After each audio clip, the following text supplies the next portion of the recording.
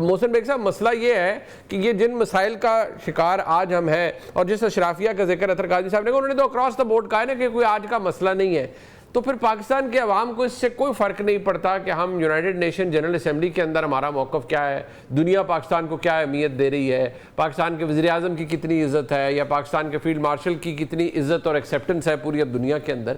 شاید جو عوام ہیں یا جن کے بنیادی مسائل حل نہیں ہو رہے ان کو یہ چیز میٹر نہیں کرتی. ان کو میٹر کرنی بھی نہیں چاہیے منیب صاحب. بیسیکلی جو بندہ بریانی کی پلیٹ کھائے اور راشن گھر میں ڈلوا کے ووٹ دے دے اور پھر انہی لوگوں سے شکوہ کس چیز کا؟ یہ شرفیہ جس کو کہتے ہیں جو ووٹ آپ سے خریدتے ہیں، ان سے آپ کو گلہ تو نہیں ہونا چاہیے. تو عوام کو بہت عرصہ پہلے بھی اور ابھی بھی یہی فیس کرنا پڑے گا اور کرنا بھی چاہیے. آپ یہ جو میرا بھائی بات کر رہا تھا، یہ تو کتابی باتیں ہیں، پاکستان میں لاگو ہی نہیں ہوتی. یہاں کبھی عوام کا کسی نے سوچا ہی نہیں. عوام نے خود اپنا حالات بدلنے کا نہیں سوچا، تو حکمرانوں سے کیا گلہ کرتے ہیں یہ لوگ؟ تو مقصد یہ ہے کہ جو حالات آج ہیں انٹرنیشنلی اور ڈومیسٹک، میں نہیں سمجھتا ڈومیسٹک عوام کی کوئی رائے سننے والا ہے. پہلے بھی نہیں تھا، سب جھوٹ تھا. عوام کی بات اپوزیشن میں رہ کے سب کرتے ہیں، اقتدار میں آ جائے تو عوام ان کو شاید نظر نہیں آتی. دوسری بات، اس وقت گورنمنٹ کوئی بھی لے آئے، اس کے پاس تو کچھ ہے ہی نہیں عوام کو دینے کے لیے یا ریلیف دینے کے لیے. جب تک آپ کے معاشی اشاریے بہتر نہیں ہوتے، اس کا آپ کو اثر نیچے تک آتے ہوئے نظر نہیں آئے گا. اور دوسری یہ ہے کہ اس میں ایک بات ضرور ہے کہ بزنس مینوں کو اتنا زچ کر دیا گیا تھرو FBR ٹیکسز کہ وہ بیچارے اپنا کاروبار نہیں کر پا رہے. آپ دیکھیے کہ انڈیا میں بجلی جو ہے وہ 3 روپے یونٹ ہے، یہاں 80 روپیز یونٹ ہے. تو آپ کیسے کمپیٹ کر پائیں گے؟ اور اوپر سے 45% ٹیکس، کیونکہ IMF آپ کی جان نہیں چھوڑ رہا، اس لیے انڈسٹری آپ کی بند ہو رہی ہے. تو یہ حالات ہیں جو آپ نے گورنمنٹ نے دیکھنے ہیں کہ اس کا ریوائیول کیسے ہو. اطہر صاحب اب وہ پاکستان تحریک انصاف کے حوالے سے ایسنشلی، اور اس کا تعلق پاکستان تحریک انصاف کے اس چیپٹر سے ہے جس کے اوپر پاکستان تحریک انصاف اس وقت بڑا ہیویلی ڈیپینڈ کر رہی ہے، اور وہ ہے پاکستان تحریک انصاف کا سوشل میڈیا. اس کے اندر جو لڑائیاں ہیں وہ یہ نہیں ہے کہ وہ صرف حکومت پر تنقید کر رہے ہیں، اسٹیبلشمنٹ پہ کر رہے ہیں، وہاں اور طرح کی لڑائیاں بھی شروع ہو گئی ہیں جو آپ کے نظر سے گزرتی ہیں، آپ کو بہت سی چیزوں کی اطلاع اور خبر بھی ہوتی ہے.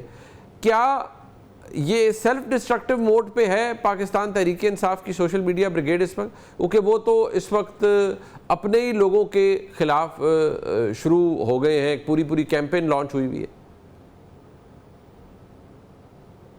دیکھیں، میں چھوٹا سا ایڈ کرنا چاہوں گا. ایک تو پاکستان کے اندر ہر کامیاب آدمی کو نا، ہم نے یہاں پہ ایک طرح سے اس کو بدنام کرنے والا جو سلسلہ ہے نا، کوئی بھی کامیاب بزنس مینوں میں آپ کو چھوٹی سی مثال دوں. کل ایک سینئر صحافی سے میری بات ہو رہی تھی اور انہوں نے کسی بزنس مین کا ذکر کیا تو کہتے ہیں جی ان کی بلیک منی.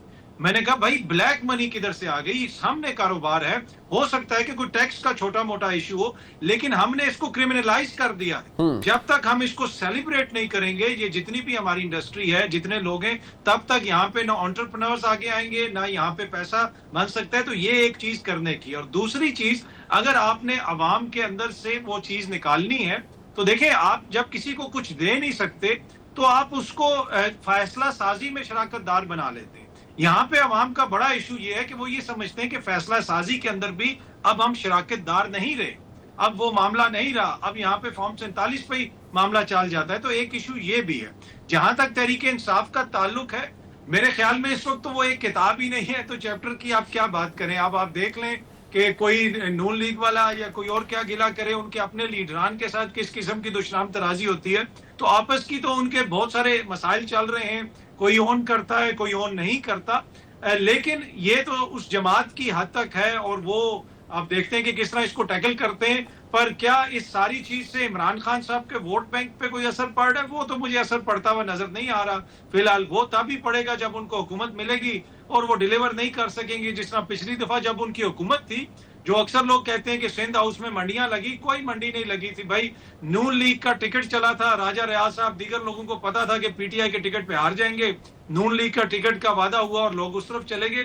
تو جب حکمران یہاں پہ ہوتے ہیں وہ ڈیلیور نہیں کر پاتے تو پھر اسی کا یہ نتیجہ نکلتا ہے. تو یہ ان کی بھی تبھی مسائل جو ہیں وہ حکومت والوں کے، عمران خان والے ختم تبھی ہوں گے جب عمران خان صاحب کے ہاتھ میں کچھ آئے گا اور وہ ڈیلیور نہیں کر سکیں گے. Towards the end Mohsin Baig صاحب، عمران خان صاحب کے ہاتھ میں کب تک کچھ آئے گا؟ کیونکہ یہاں تو اس وقت پاکستان تحریک انصاف کے لیے کوئی سیاسی سپیس بنتی ہوئی نظر نہیں آ رہی، بلکہ کچھ بھی تبدیل نہیں ہو رہا پچھلے 2-2.5 سالوں سے ہم دیکھ رہے ہیں. منیب صاحب ان کے ہاتھ میں میرے خیال میں اگلے ویک اور 2 ویک کے اندر 14 سال یا عمر قید کی سزا آئے گی مزید توشہ خانہ کیس میں، اور وہ جہاں ہیں بہت عرصہ وہیں رہیں گے.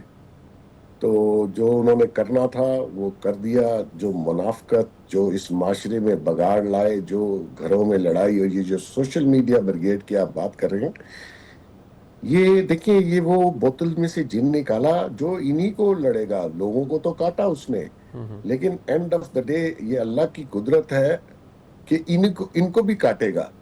تو یہ اسی طرف آ گیا. مکافات عمل ہے جو لوگوں کے لیے کیا انہوں نے.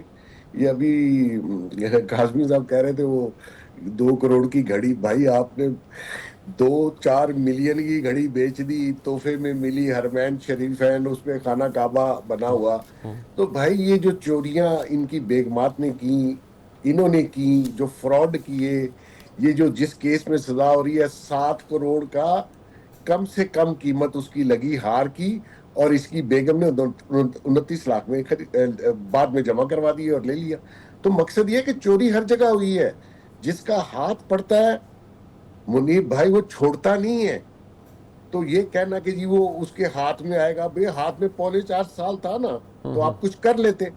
آپ نے تو اس کو اکانومی وائز فائنینشلی ملک کو کرپل کر دیا، اور جہاں سے آج تک ہم نکل نہیں پا رہے، اور ڈیفالٹ پہ تھا.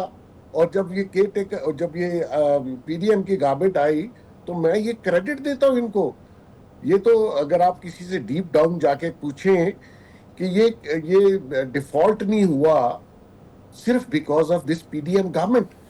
یہ اللہ کو پتا، میں تو ان کا حصہ نہیں ہوں اور میرے کوئی رشتہ دار بھی نہیں ہے. آپ کو پتا ہے میں بہت کریٹک ہوں ان چیزوں کا، لیکن وہ تو ڈیفالٹ کروا گیا ہوا تھا.